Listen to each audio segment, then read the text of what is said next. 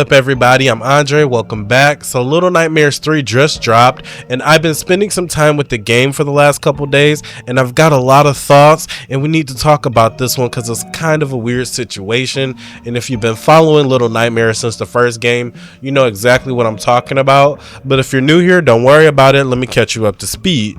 But real quick, if you're new to the channel, hit that subscribe, it helps me out a ton trying to quit my job, and if you're liking the video, hit that like.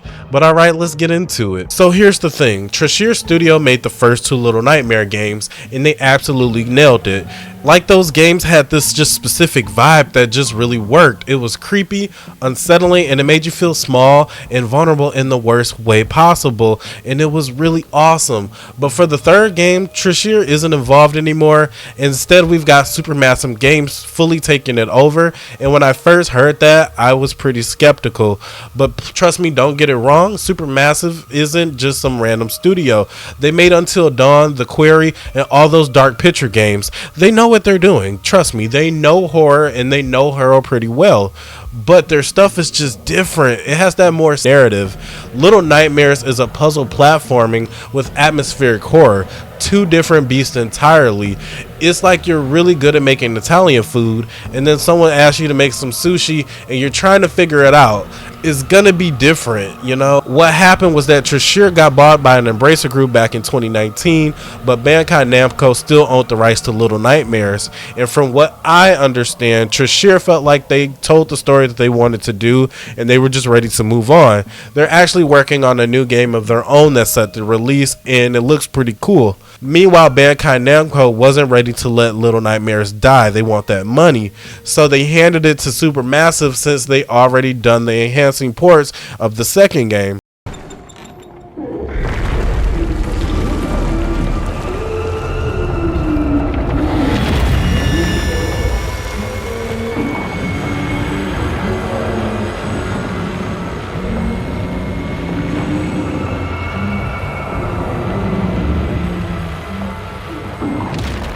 It made sense on paper, but could they actually pull it off? And that's what we're here to talk about. So this time around, we got two new main characters. Their names are Lo and Alone, which is actually pretty on nose for a Little Nightmares game. Lo is a kid with a bird mask carrying a bow and arrows. Alone is a girl with she's got a big wrench. Right away, the game makes it clear that these two are best friends. They found each other in this nightmare world and they're sticking together no matter what. I actually really like these characters. They felt different from Six and Mono from the previous games. Something genuine about their friendship that actually gives the game a different type of emotional tone. Like in the earlier games, you felt alone and vulnerable. Here you got that vulnerability, but you're not facing it alone. And honestly, that changes the whole vibe in ways that are both good and bad, which I'll get into. The designs are solid too. Lo's bird mask gives him like that creepy plague doctor look, and Alone aviator caps make her look like she's dreaming of escaping to the sky or some weird crap. Their weapons match their personalities. Lo hangs back and shoots from the distance. Alone is up close smashing things. It's simple but effective character design. Game is set in this place called the Spiral. Think of it like a collection of all really messed up locations all connected together. You go through four main areas. Each has its own style of nightmare going on. First up is the Necropolis. It's a huge desert with crumbling buildings and ruins just everywhere. Not gonna lie, when I first got here, I was kind of confused because Little Nightmare is usually all about tight claustrophobic spaces where you get trapped. A big open desert just felt weird, but then you realize you're just tiny and exposed with nowhere to hide, and then this giant baby monster show up stumbling around and it just clicks. Different kind of scary, but it really worked. Then you got the candy factory, and man, this place was gross in the best way. Imagine Willy Wonka chocolate factory was designed by someone who hates kids, aka me. There was these bugs everywhere called candy weevils just swarming all over the place. The whole factory just feels like it wants to eat you, which is kind of on point for the game. I really enjoyed it. The third major area is the carnival, which is basically a rundown carnival in the rain. This might be actually my favorite visually. Everything is oversized and warped, and these huge creepy visitors are just walking around the attraction. The Ferris wheel is creaking, the circus tents are flapping in the storm, and you're just trying to sneak through without getting grabbed. During this section, I had to stop a few times to take a look around because the art direction was really impressive here. Each place has its own monsters and puzzle, and the game just does a good job of keeping things fresh. You never stay in one spot for too long enough to get bored, which is really great pacing. Nightmares 3 has co-op. You play with an online friend or you play solo with AI controls the other character. This was massive because the series has never done this before, and honestly I had a lot of mixed feelings going in. Part of it what made the first two games so scary was that you were alone. You were small and everything was trying to kill you, and you had nobody to help you out. That isolation was the whole point of the game. Now you got a buddy, and fundamentally things change on how the game feels. Scary things happen, you are experiencing it with somebody else. That can make things less terrifying, but it also creates its own kind of tension. The puzzles are now built around two players now. You're constantly coordinating. One person is holding a door, the other one is running through it. Low shoots something at the same time Alone smashes something, and when you're in a chasing scene, both of you need to execute perfectly or you both die. That was stressful in a different type of way. I played through it both alone and with a friend, and honestly, the co-op experience is more fun. When you're both figuring out puzzles together and freaking out during the chase scenes, it's a really fun time. Now the controversial part, it's online co-op only. No local split screens. A lot of people wanted crouch co-op, and honestly, I get it. That would have been the smart thing. Some of the best memories are playing horror games with friends in the same room. Supermassive said they wanted to keep it online only to maintain immersion, which I think is overthinking, but whatever. What do I know? I'm not a game developer. I just spend $60 on every time a new game comes out. At least they added a friend pass, so only one friend needed to own the game to play together, which is actually really cool because it saved me making my buddy buy the game just to play it with me. The AI companion when you play solo is different. Not perfect, but it got the job done. There were a few times where I was waiting for it to catch up to do something, which broke the flow a little bit, but compared to other AI,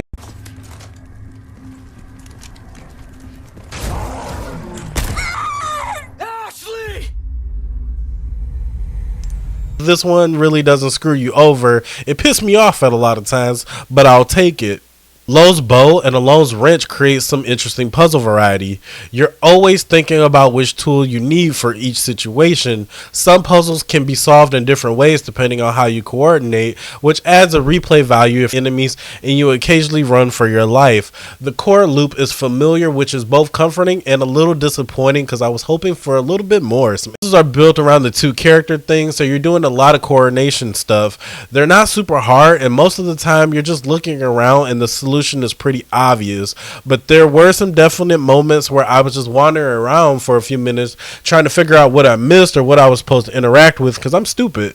Controls are simple, which is smart for a co-op game where you might be playing with people who aren't super into gaming. Trial and error stuff that the series is known for is definitely back, and when you're in the chase scene and you need to execute everything perfectly or you die and you restart that whole sequence, it gets freaking old. I died so many times in sections just because I messed up a jump by an inch or my timing was off by a second. Some people love that kind of challenge. Some people will say it's just skill issue on me, but me personally, after the third or fourth death on the same part, I was just frustrated and I wanted to see what happened next.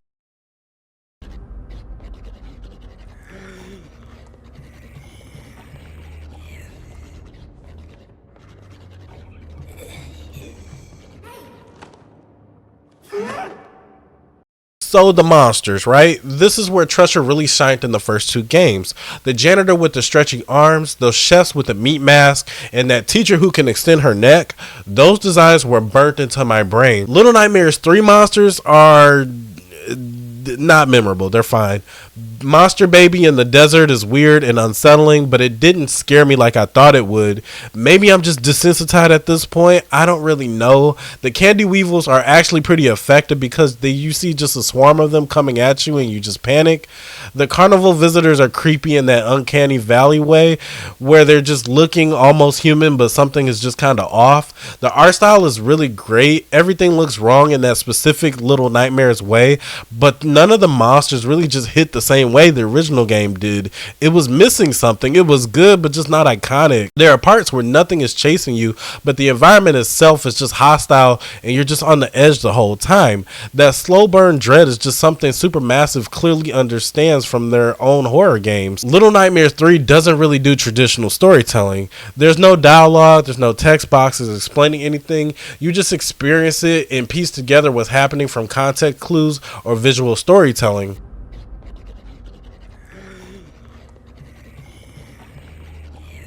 To escape the spiral, they're using mirrors and portals between areas, which suggests this place might be just more psychological than physical, like it's made up of fears and nightmares. You get these flashes of their past throughout the game and little hints of who they were before all of this. The big themes are friendship and survival. Their bond is what's keeping them going in a world that wants them dead. The ending is pretty open and honestly it feels a bit incomplete, especially since there's already a season pass announced with 2 more chapters coming next year.